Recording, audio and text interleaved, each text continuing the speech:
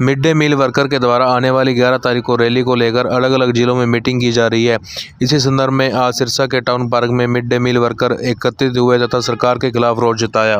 Workers का कहना है कि सरकार सबका वेतन समय पर देती है, लेकिन मिड डे मील वर्कर को वेतन कभी भी समय पर नहीं मिला। इसलिए वर्कर्स की मांग है कि उन्हें वेतन समय पर दिया जाए। नमस्कार, मेरा नाम राजरानी है। मिड डे मील यूनियन की मैं जिला सचिव हरियाणा स्टेट कमेटी की प्रधान हूँ।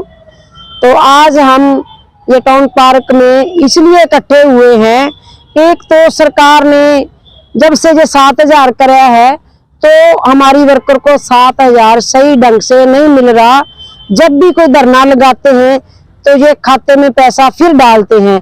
अब भी हमारा जो मानदेय है 2-2 महीने का ना रुका हुआ है मानदेय।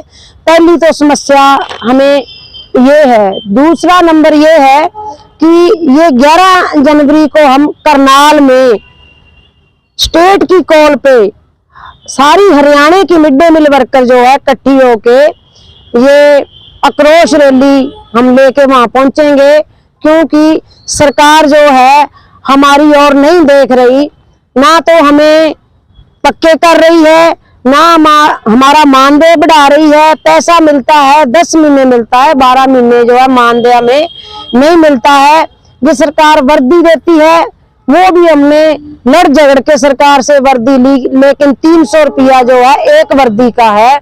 तो 300 रुपये से तो देखो चुन्नी भी नहीं आती, 250 तो सिलाई का ही ले लेते हैं जी। तो हम मांग करते हैं कि हमारी मिड डे मील को कम से कम 2,000 तो वर्दी का सरकार दे। दूसरा, 60 साल में रिटायरमेंट कर देते हैं, धक्के दे के निकाल देते हैं। तो जिसने 200-300 पे काम कराया है तो उनको ऐसे धक्के दे के निकाल देते हैं। तो हम मांग करते हैं कि हमारी मिड डे मील वर्कर को कम से कम रिटायरमेंट के वक्त 2 लाख रुपया दिया जाए, जो अपना पीछे से वो गुजारा कर सके।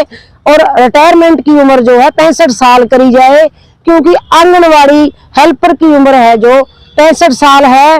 और मानदेय जो है 10 महीने मिलता है, वो मानदेय 12 के 12 महीने जो है हमें मानदेय मिलना चाहिए। और हमारे ESI कार्ड बनने चाहिए। अभी सरकार ने क्या कराया है, सरकार के तो सब हम बच्चे हैं। तो ये सफाई कर्मचारियों का भी रिटायरमेंट का 2 लाख रुपए कर दिया, आशा वर्कर का भी देखो कर दिया, तो आंगनवाड़ी का भी रिटायरमेंट का पैसा हो चुका है। तो हम भी जो हैं इनके बच्चे हैं, तो एक बच्चे को ऐसे छोड़ना वो हम महसूस करते हैं कि इन बातों का आने वाले 2024 में इलेक्शनों में सरकार को पता लगेगा। अगर हमें ये सरकार हमारी मांगे ना पूरी करेगी तो हमने तो मिड डे मील वर्कर ने ये कसम खा ली है कि हम वोट किसी को भी नहीं डालेंगे। तो हम मांग करते हैं कि जो भी हमारी जायज मांग है सरकार पूरी करे, और जो हमारा मानदेय है ना तुरंत हमारे खातों में अभी सरकार डाले। सरकार के पास क्या पैसा नहीं है, सब कुछ है, सबका मानदेय जो है टाइम से आता है, लेकिन मिड डे मील वर्कर इतना काम स्कूलों में करती है। अभी भी स्कूलों में कैंप लग रहे हैं, स्कूल की छुट्टियां चल रही हैं, लेकिन मिड डे मील जो है इन कैंपों में स्कूलों में काम कर रही है।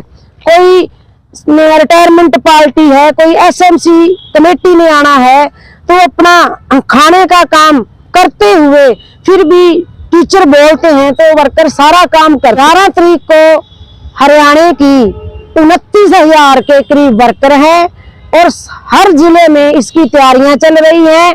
सिरसा जिले में भी अलग अलग ब्लॉकों में हमने मीटिंग रखी हुई है।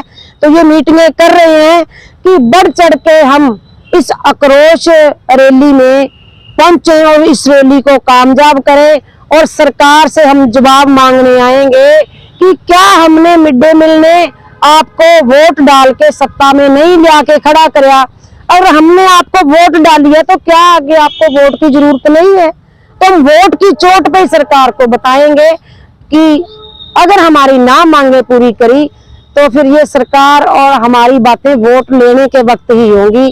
धन्यवाद।